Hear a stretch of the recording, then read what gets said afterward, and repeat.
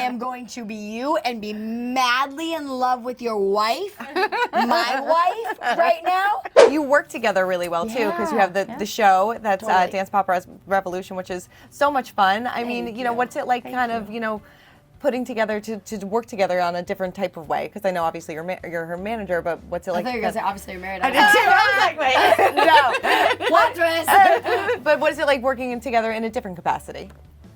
I think it's cool. I mean, I think for me to get to work with her is probably better than her to get to work with me. No. But I think I'm lucky. You know, I get to spend time with my teenage daughter doing something that we love, and it's like the little things, like having lunch together every day, working with the kids, collaborating, picking out music, and listening to each other and laughing and tricking each other. And there's a funny bit in the show, and she's like, "Where'd my mom go?" And I literally was like behind something tying my shoe, and I'm like, "I'm right here tying my shoe." And I'm like, "Oh, she was worried about where I was." You know, it's cool. I have really, really, really great, massive sized attachment issues. And a big one is to my mom. Well, that's not a bad thing. Exactly. Yeah, definitely. You know, you said, you know, in your post to Jenna thanking her, obviously the two of you became best friends, like sisters, that she pushed you in ways and challenged you in ways that you didn't think was possible. Was there a specific week or a specific moment that you really felt like, okay, this is the new me?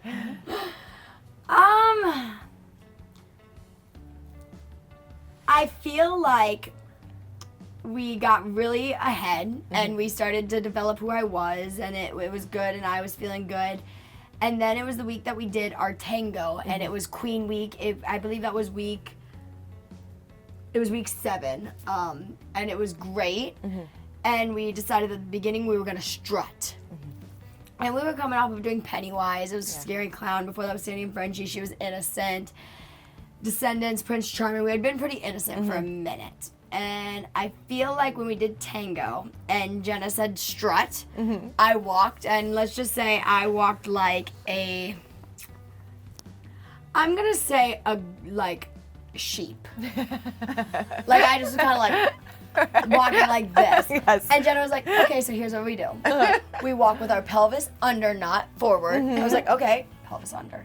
She's like, we step on straight legs. I was like, okay, I was going heel ball toe bent legs, but we'll go straight legs. And our arms are down, and we hold ourselves high, and our chin is up, and our chest is out, and we call it tits over toes.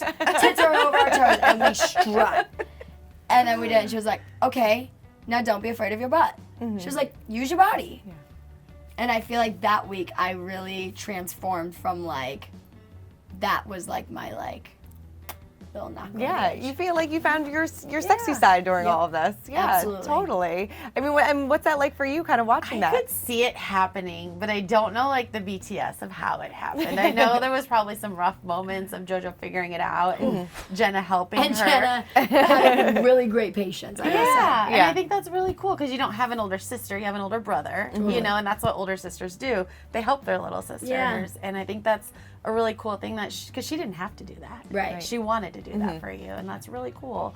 And for me to watch it happen and watch it happen so nice is just all I could have asked for. That's one thing that we actually talked about the other day, is that we both are very happy that Jenna came into my life for a lot of reasons, but this whole experience, people got to see me transform on like the like hot side of things and transform into an adult, but like they didn't get to see the other side of life that Jenna brought into me of I never prayed before any show. Like I always just kind of went out there and did my thing, and she prays before every single show, and she brought that into my life. Now before every single show, we stand together, we hold hands, we activate the Holy Spirit, we have a whole choreography that we do. Nobody got to see the genuine friendship and connection and bond that we had that was sweet and wholesome and innocent to the let's go be hot on stage. You know what I mean? Yeah.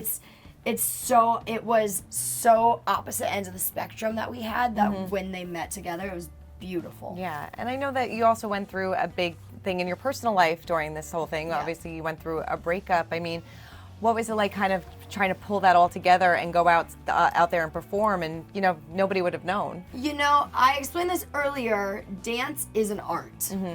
And so therefore you pull from things that are happening in your life. That's what made the dance for my grandpa so special, is it was dedicated to him and that was real. The Sandy and Frenchie when it was Grease night and we did our foxtrot. That's what made that dance so special, because that story was real to us. We didn't have to act. Yeah.